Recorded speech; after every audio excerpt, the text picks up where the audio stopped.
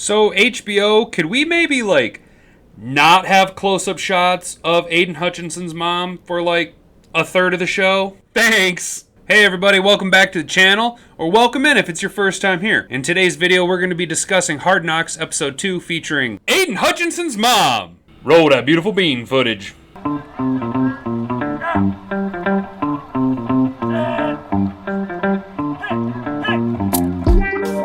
Welcome to Detroit! Hey guys, welcome back. It's me, Hat. If you're here, I'm sure you watched episode 2 of Hard Knocks, and if you're like me, a Lions fan, you were a little let down. I don't know if that has to do with the fact that we already know all of the storylines and that we have to catch America up on what's going on. But as a Lions fan, we all already know the story behind Hutch. We all already know the story behind Amon-Ra St. Brown. It's not news to us. But I get it. HBO, you gotta build storylines and you gotta sell viewers. America doesn't know this story. Detroit has been perpetually ignored by the national media. So here we are, retreading old news for us longtime fans. Regardless of the situation, I'm glad to see us still on Hard Knocks. I'm glad that America's loving it.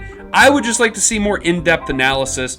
Being a fanboy, I've already seen 2/3 of the clips that you guys are all seeing on Tuesday nights because I follow all of the socials, you know what I mean?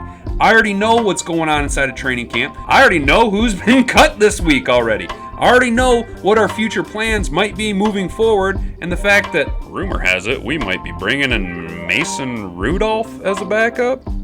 Yeah?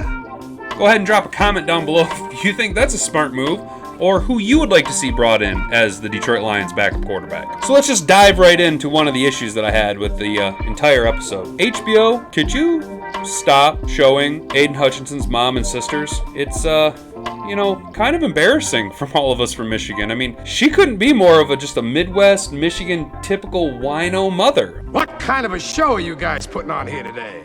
Honestly, the whole scene where they kept showing them during the game, I was expecting her and her daughters to just be like, oh, hang on there. You need something to drink. We got a fresh Verner's for you. Oh. Trust me. Now, I get it. He's the number 2 overall pick. And when you look at historically, defensive linemen taken at number 2 overall end up being superstars in this league. But if we could just scale back the amount of Midwestern that we're just smearing all over the national screen, I get it. We're completely ignored 99% of the time. But when you do give us just a little bit of light, you always shine it on the worst parts, man. I don't know. Maybe it's just me. It was just a little weird, man. And for whatever reason, the camera just kept holding on her face.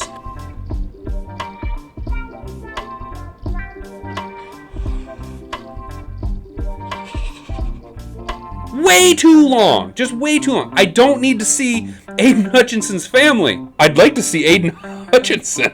Something that really just kind of drives me nuts is because I'm such a fanboy, anyone who follows the Lions already knows the struggle, the chip on Amon-Ra's shoulder. We in Detroit love the fact that we stole him in the 4th round. I mean, if you look at it, he was basically brought in to replace when Kenny Golladay went to New York, we needed a wide receiver. Now, granted, the body size is not, they play 2 entirely different styles of football. But what's awesome is that with Amon-Ra being a 4th round pick, we will pay Amon-Ra less money over the entire lifetime of his contract than the Giants will pay Kenny Golladay this year. And I'm sorry, but Kenny Golladay sucks now. Another thing that I told you guys to watch out for was a player I told you to watch in the Atlanta game. Someone who we've all, the super fans have been high on, the coaching staff has been high on, and now he's getting national media recognition, and that's Rodrigo. Malcolm Rodriguez has been tearing it up, and now he's getting national spotlight put right on him. Now the question is, will he be able to handle it? I think the kid will be able to handle it. I love the fact that Calvin Shepard is just putting a tremendous amount of pressure on him. He flat out said in the episode, I'm doing everything I can to not play this guy. Someone with that type of talent where you're actively trying to not play them, but you cannot not put them in the game, that's the type of player we need. That's a Dan Campbell guy, man. You all keep your friends close, but get your enemies toaster. I thought it was pretty cool, though, that they emphasized the development of the running backs, namely DeAndre Swift, but our whole running back room. They showed a lot of Deuce Staley. I know, he's a great character to put on screen. but they showed a lot of Deuce Staley coaching up the running backs. You know, at one point, he straight up told Jamar Jefferson, dude, you're ugly. The only reason chicks like you is because you wear a uniform. He called Jamar Jefferson ugly.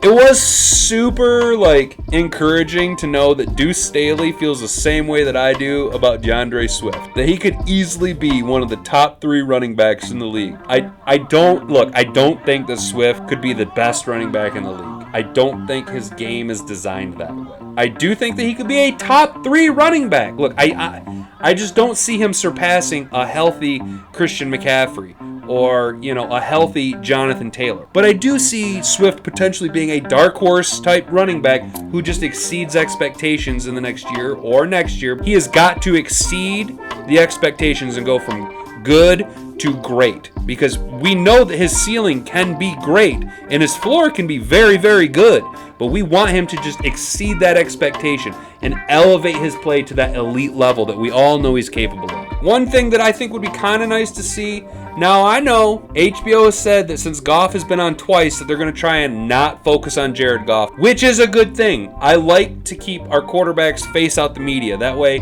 there's not a lot of pressure on them. There's not a lot of, a lot of talking heads. There's not a lot of media that's just building them up or tearing them down. It's just weird to see because normally your franchise quarterback, I don't think Jared Goff is our franchise quarterback. I think he's a bridge quarterback. I think he's John Kitna 2.0. You don't normally see your franchise quarterback being put on the back burner. Typically, he's the face of the franchise. Kyler Murray or Lamar Jackson or Patrick Mahomes. Quarterback face. That's why every quarterback is, deemed the guy. Can that guy take his team? Can the quarterback, can Aaron Rodgers elevate the play of all of his teammates to exceed expectations and maintain that level that they, you know what I'm saying? To maintain that level that they're used to. Can Jared Goff take his team to the playoffs? Because unfortunately, I'm pretty sure Goff's going to have to put up about 4,300 yards this year. I know that we're going to be a ground and pound team. I just don't know if our ground and pound milk the clock is going to be enough to keep our less than stellar defense in a position where they can contain the game to where our offense doesn't have to score a lot. I'm pretty sure there's going to end up being some games, at least 6, where Jared Goff is going to have to throw the ball 30 to 35 times. And hopefully his accuracy that has been going on throughout training camp and his development in the offseason carries over.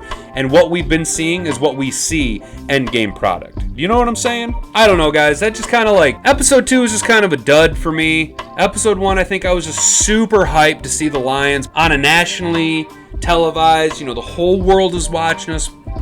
The fandom has grown in the past 2 weeks, which is awesome because it entails with our whole culture change, MCDC and Brad Holmes and being gritty and, Lions established in 2021 and basically a rebranding of the team. And that is awesome. I just thought that episode 2 was a little bit, it didn't grab me. I wasn't as excited as I was during episode 1. But I'm pretty sure that has to do with me being a super fan and already knowing everything that's going on. I already know what's going to happen because I follow the team, so that when it's put on screen, I already know what they're going to say, what they're going to phase into.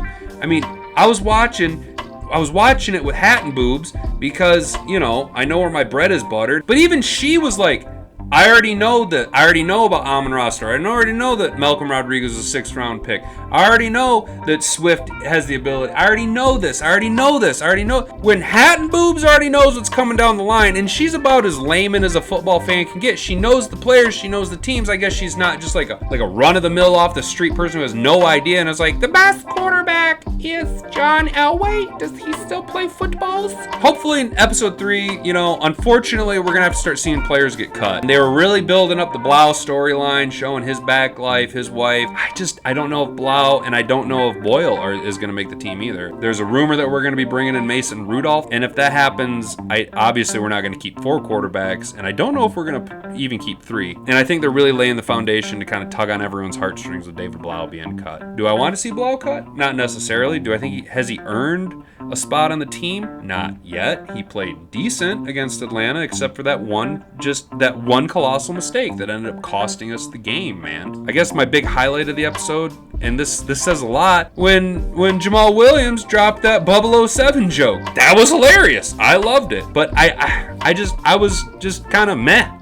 Just very mundane. So that's going to do it for me, guys. What'd you think about the episode? Go ahead and drop a comment down below what you liked, what you didn't like, what you're hoping to see moving forward. And if you really enjoyed this video, go ahead and hit like and maybe subscribe if you don't want to miss out on any future content. We'll see you guys later in the week with our what to watch in the preseason week 2 when the Lions square off against the Colts Saturday night at 1 o'clock. We'll see you then.